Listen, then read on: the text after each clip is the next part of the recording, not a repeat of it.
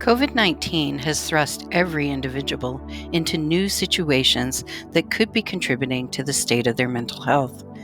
Through design thinking, I will attempt to come up with the solution for individuals to manage their mental health so that our community can thrive instead of survive in the current pandemic. According to the Center for Addiction and Mental Health, young people aged 15 to 24 are more likely to experience mental illness and substance use disorders than any other age group. Therefore, I will focus on the post-secondary student in young adulthood. To emphasize and find out how the current situation was affecting the student population, I zoomed into the Sheridan community and talked to the students to find out how they were handling the disruptions of COVID-19 and how it was affecting their mental health. Meet Jaspreet and Tahir. Jaspreet is about 21 years old and lives at home with her family. She is a domestic student in her 4th year of the BBA program with a full course load. She has a network of friends both inside and outside of the school. She holds a remote, part-time job with the SSU, is a PAL in the Peer Assisted Learning Program, and holds an executive position with an SSU club. Tahir is about 22 years old and an international student. He is in his 2nd year of the Business Diploma program. Tahir lives in a room off campus with extended family who he met when he arrived in Canada. He holds a part-time job as an essential worker in a grocery store and is finding it very difficult to make friends in Canada. He finds himself calling home often. The most significant factor affecting students' mental health right now is time and competing priorities. Both Jaspreet and Tahir report that time is one of the most significant factors causing stress. Between attending classes, making money, group project meetings, assignments, studying for tests, family obligations, maintaining some social life, and trying to get enough sleep, they feel like they are being pulled in too many directions at once. There is not enough time in the day to do everything they want and to still have time for self-care. According to a study done in the US on the effects of COVID-19 on college students' mental health, the students identified multiple stressors that contributed to the increased levels of stress, anxiety, and depressive thoughts.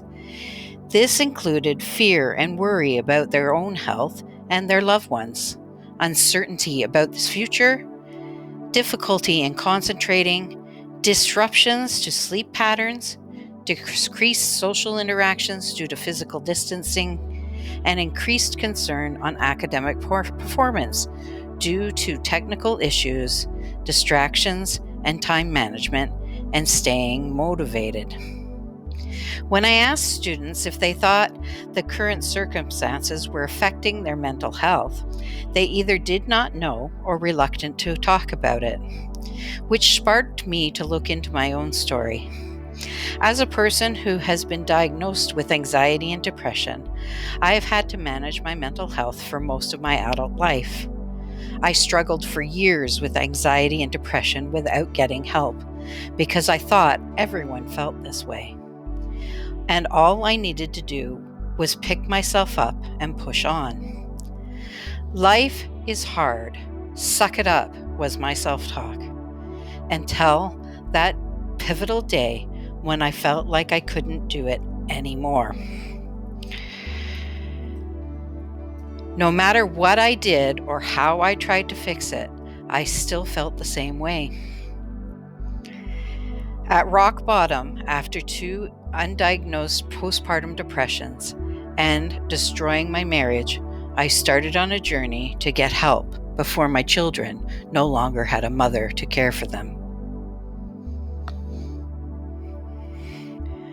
After creating my empathetic constructs, I began to define the problem further by creating a list to understand what students need.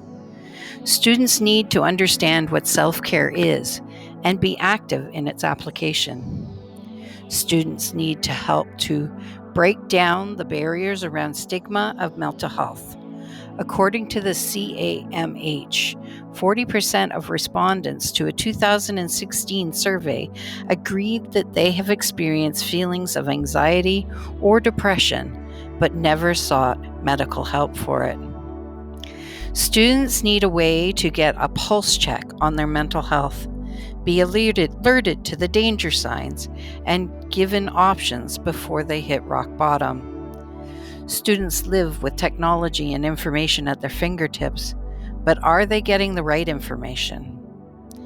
Students need to be reminded to unplug and find balance in their lives. Physical distancing does not mean being alone. Students need to be given suggestions on how to be social without being in the same room.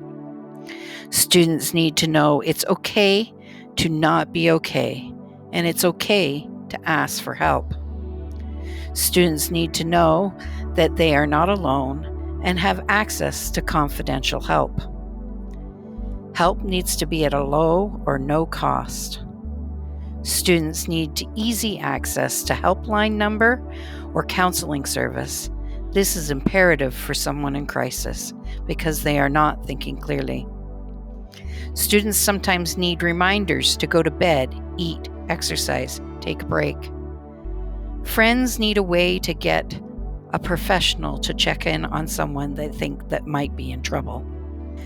This list allowed me to come up with a problem statement so I could begin to ideate solutions. Students need to know that their emotional well-being needs to be monitored just as much as their physical well-being. Students need the information and tools to monitor, detect, and alert them to mental health issues in the early stages when it's easier for them to access information and get help.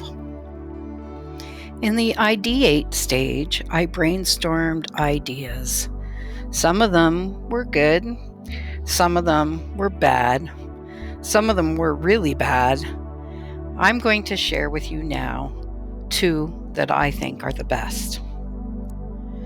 Solution 1 is to create a pulse check app to go on your cell phone, smartwatch, or Fitbit. It could evaluate and educate. It could monitor sleep, eating, and exercise patterns. It could alert the user to do a pulse check once a day, once a week, once a month. It could ask them questions on their mood, how they've been sleeping, if they have any problems. Give them suggestions on what to do for self-care. The user could control the settings. It needs to be able to detect when problems are severe. It could also direct them to where they can get more information or help quickly and easily, and it would be at a low cost. The second solution is to offer a 2-semester course in a student helpline as a general elective. It would implement service hours into the curriculum where students could get an opportunity to use real-life skills to help other students and get academic credit for it.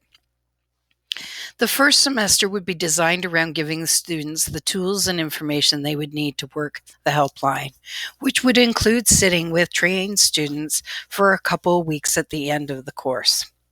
The second semester, the students would do a weekly session in the call center and help train the students who would take over for them in the next semester.